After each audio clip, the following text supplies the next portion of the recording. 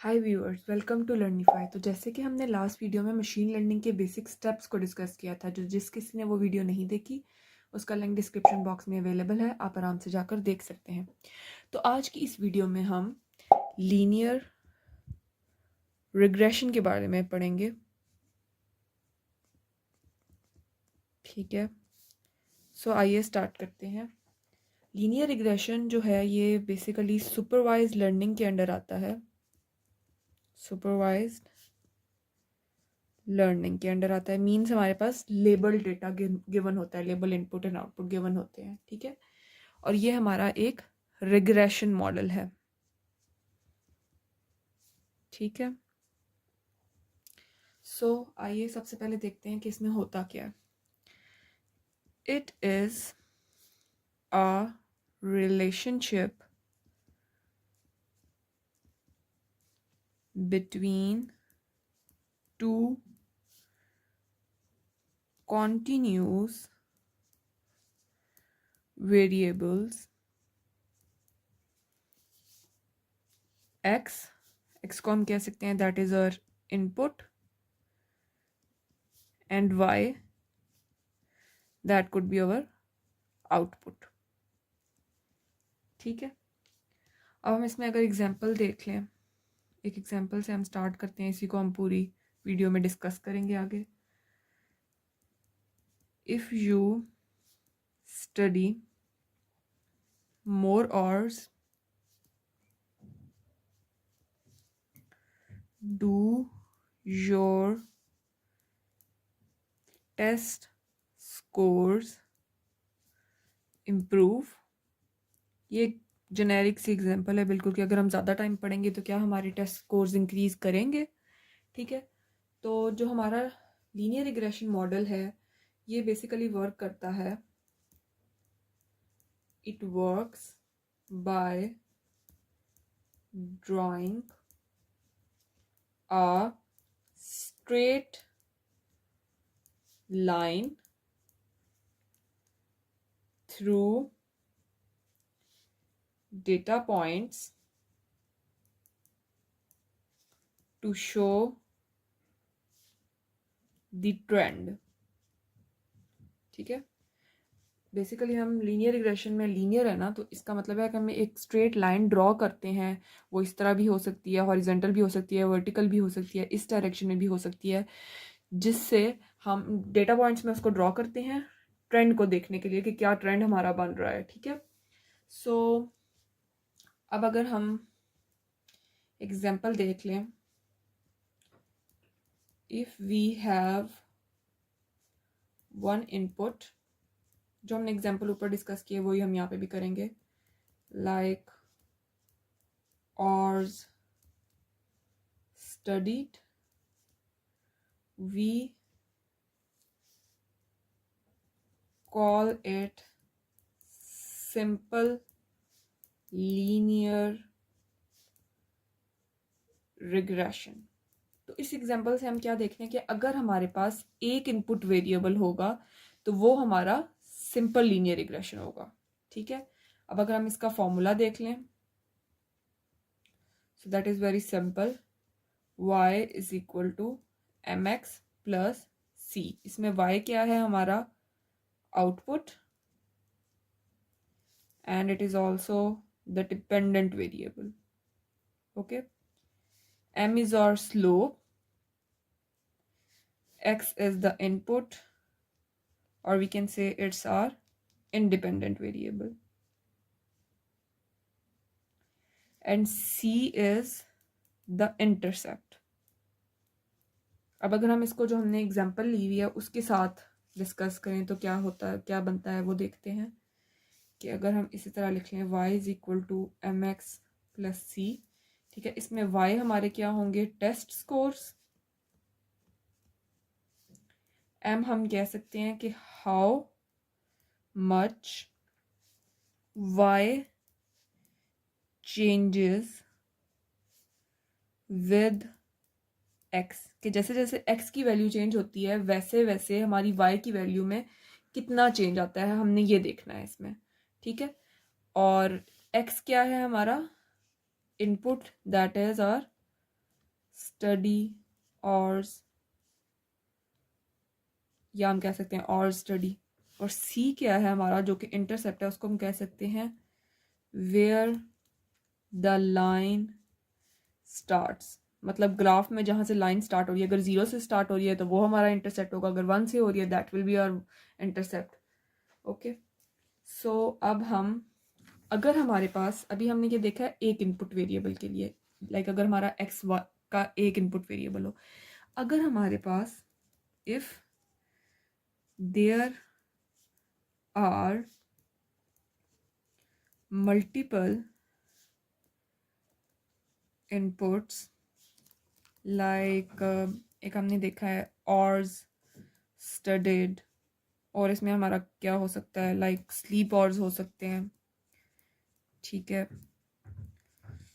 Etcetera. और भी, मतलब अगर एक से ज़्यादा इनपुट्स हैं हमारे पास तो that will be our multiple linear regression, ठीक है। अगर अब हम इसकी जो है लाइन की जनरल इक्वेशन देखें, that will be beta 0 beta 1 x1 plus beta 2 x2 up to beta n xn। Okay, so अब हम डिस्कस करते हैं एक कि हम मैथमेटिकली कैसे ड्राइव कर सकते हैं इक्वेशंस को, ठीक है। मैथमेटिकल एग्जांपल के साथ जो है हम अपना आगे बढ़ते हैं। सो सबसे पहले हम फार्मूलाज लिख लेते हैं, फार्मूलाज टू कैलकुलेट, क्योंकि हमारे पास अगर डेटा गिवन होगा तो उसमें एक्स और वाई तो मेंशन होंगे, क्योंकि ये हमारा सुपरवाइज लर्निंग है तो इसमें एक्स और वाई यानी इनपुट आउटपुट दोनों गिवन होंगे। अब हमने जैसे फार्मूला देखा है that is y is equal to M x plus c, तो इसमें हम एम का फॉर्मूला देखते हैं कि स्लोप फाइंड करने का क्या फॉर्मूला है, N summation X Y minus summation X summation Y, ये एक्स वाई आप स्मॉल कैपिटल कुछ भी लिख सकते हैं, ठीक है। Then we have summation X square minus summation X का होल स्क्वायर, ठीक है। ये हमारे पास स्लोप फाइंड करने का फॉर्मूला है, ये स्लोप फाइंड करने का फॉर्मूला है। ओके, अब इसमें जो हमारे पास n है वो नंबर ऑफ रोज आप कह सकते हैं, ठीक है। अब हम देख लेते हैं कि c जो है हमारा इंटरसेप्ट फाइंड करने का क्या फॉर्मूला, वो इसी से ड्राइव आप कर सकते हो, लेकिन यहाँ पे जो हम फॉर्मूला लिख रहे हैं that could be summation x minus m summation y divided by m।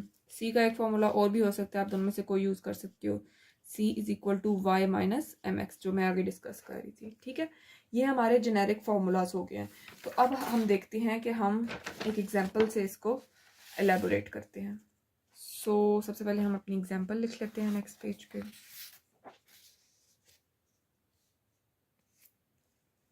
सो हम x की वैल्यूज, हम इनपुट वेरिएबल्स, हम आउटपुट, ठीक है। आगे हम पहले लिख लेते हैं इनपुट की वैल्यूज 2 3 4 5, इस तरह y जो है वो 3 5 7 10 11। अच्छा, इसमें जो हमारे पास x है वो हमारे ऑर्स स्टडीड है and y is our test score, ठीक है। ये हमने यहाँ पे मेंशन कर लिया कि x और y यहाँ पे क्या रिप्रेजेंट करें। अब हमने जो पीछे फॉर्मूला स्लोप कैलकुलेट करने का लिखा है, हम उसको कैलकुलेट करने के लिए जो जो हमें वैल्यूज कैलकुलेट करनी है हम वो यहाँ पे कैलकुलेट करेंगे, ठीक है। सबसे पहले हम वो कैलकुलेट कर रहे हैं, ठीक है। 1 into 3 5 into 2 7 into 3 10 into 4 and 11 into 5 is equal to 55। अब हमें इन सब का सम भी कैलकुलेट करना है, तो इसका टोटल सम आप कैलकुलेट करें दैट कुड बी 15। इस पूरे का सम निकालें तो वो 36 आएगा। इसका सम हमारे पास आ जाता है 129। और अब हम एक्स स्क्वायर भी इस फॉर्मूला में यूज़ हो रहा था, तो हम एक्स स्क्वायर भी कैलकुलेट कर रहे हैं, दैट इज़ 1 2 का स्क्वायर 4 3 का स्क्वायर 9 4 का स्क्वायर 16 5 का स्क्वायर 25, और इस टोटल का सम अगर हम निकालें दैट विल बी 55, ठीक है। तो अब हम इसको स्लोप के फॉर्मूले में पुट करते हैं। So m is equal to n summation X Y minus summation X summation Y divided by N summation X square minus summation X का होल स्क्वायर। ठीक है, यहाँ पे एक्स में कैपिटल स्मॉल लिख रही हूँ बट दैट इज सेम। सो अब यहाँ पे हम वैल्यूज पुट करते हैं। यहाँ पे हमारा एन क्या है 1 2 3 4 5, तो 5 हमारी नंबर ऑफ रोज आ जाएगी। सबसे पहले हम 5 लिख लेते हैं। समेशन ऑफ एक्स वाई हमने क्या निकाला है 129। ठीक है, समेशन ऑफ एक्स है हमारे पास 15, समेशन ऑफ वाई है 36। ठीक है, और इसके बाद एन हमारे पास 5 है और समेशन ऑफ एक्स स्क्वायर हमारे पास 55 है और इधर हमने समेशन ऑफ एक्स का होल स्क्वायर मीन्स 15 का होल स्क्वायर। तो ये टोटल वैल्यू जो हम इसकी कैलकुलेट निकालते हैं दैट इज़ एम की वैल्यू हमारे पास आ जाती है 2.1। अब इसी तरह अगर हम सी की वैल्यू फाइंड करना चाहें तो सी की वैल्यू हमारे पास क्या आ जाती है, समेशन ऑफ वाई है 36 माइनस एम, यहाँ पे एम आ रहा है, यहाँ पे समेशन ऑफ वाई आ रहा है और नीचे हमारे पास एन आ जाएगा। ठीक है, तो इसकी हमारे पास वैल्यू आ जाती है 0.9। तो अब अगर हम इसको अपने फॉर्म जो हमारी इक्वेशन है उसमें ये वैल्यूज पुट करें तो हमारे पास क्या इक्वेशन बनती है, y is equal to M x plus C. So M हमारे पास आ गया है 2.1x प्लस सी की वैल्यू आ गई है 0.9। अब अगर हम एज्यूम करें कि हमारे पास जो x है उसकी वैल्यू 6 है, लाइक एक स्टूडेंट ने 6 और स्टडी किया है, तो क्या हमारे पास रिजल्ट आएगा। So y is equal to 2.1 into 6 plus 0.9, so our answer will be 13.5। तो इस पूरी एग्जाम्पल करने से हमें क्या रिजल्ट कंक्लूड होता है, हम यहाँ पे रिजल्ट देखते हैं। कंक्लूजन हमारे पास क्या निकलता है, so our conclusion is as number of ORs increases, scores also increases by 2.1 points। 2.1 points क्यों हम कह रहे हैं कि हमने देखा था x और x की वैल्यू चेंज करने से y में जितना चेंज आएगा दैट इज आवर स्लोप, तो 2.1% हमारा चेंज आ रहा है। ठीक है, so this is our conclusion to this example. अब हम देखते हैं कि हम ग्राफिकली इसको कैसे रिप्रेजेंट कर सकते हैं।